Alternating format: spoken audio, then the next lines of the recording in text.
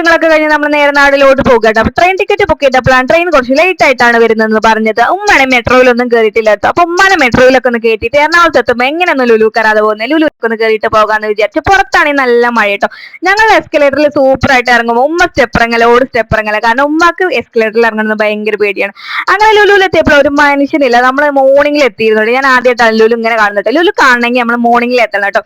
അങ്ങനെ കുറച്ച് ഓഫേഴ്സും കാര്യങ്ങളൊക്കെ കണ്ട് ഞങ്ങൾ നേരെ ഹൈപ്പർ മാർക്കറ്റിലോട്ട് പോയിട്ട് അവിടുന്ന് കുറച്ച് ഫ്രൂട്ട്സും പിന്നെ ഓഫേഴ്സിലെ കുറച്ച് കാര്യങ്ങളൊക്കെ എടുത്ത് നേരെ മീറ്റ് സെക്ഷനിലോട്ട് പോയപ്പോഴാണ് ഞാൻ അത് കാണുന്നത്. കാരണം ഞാൻ മട്ടന്റെ കിഡ്നി ഇതുവരെ കണ്ടിട്ടില്ലായിരുന്നു, ഇവിടെ എത്തിയപ്പോഴാണ് കാണുന്നത്. പിന്നെ എന്റെ മെയിൻ ആയിട്ടുള്ള ഉദ്ദേശം പറഞ്ഞാൽ മോന്റെ ഹെയർ ഒന്ന് കട്ട് ചെയ്യലായിരുന്നു. അത് ഫ്ലോപ്പ് ആയി പോയി, കാരണം ട്രെയിൻ മിസ് ആവുമെന്ന് പറഞ്ഞു.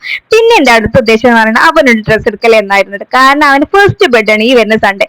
അങ്ങനെ അവന് ഞാനൊരു യെല്ലോ ടീഷർട്ട് കുറേ ആയിട്ട് തെരഞ്ഞെടുക്കുന്നത്. അങ്ങനെ അതൊക്കെ കിട്ടി ഞങ്ങൾ പുറത്തിറങ്ങിയപ്പോൾ മെഗാ സെയിൽസ് നടക്കുന്നുണ്ടായിരുന്നു. അങ്ങനെ അവിടെയും കയറിയിട്ട് ഉമ്മാന്റെ എസ്കലേറ്റർ പിടി ഏതായാലും ഞങ്ങൾ മാറ്റി കൊടുത്തു. ഞങ്ങൾ ട്രെയിനിൽ കയറി നേരെ നാട്ടിലോട്ട്. ടാറ്റാ.